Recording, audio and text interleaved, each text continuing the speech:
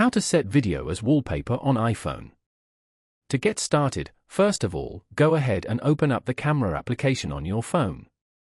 From here, tap on this arrow over here. Once you have done it, tap on this icon at the bottom panel. Now, turn on this live feature on your iPhone. After that, take a picture on your phone. Once you're done, tap on Gallery at the bottom left corner of your screen. Now, you can see the picture with the live photo feature in it. Now, minimize the camera app. Then, open Settings on your phone. Once you are in, scroll down to the Wallpaper option. Tap on it. Now, hit the Add New Wallpaper button over here. Then, tap on the live photo from your gallery. After that, tap on this icon over here to enable the feature. Once done, tap on Add at the top right corner of your screen.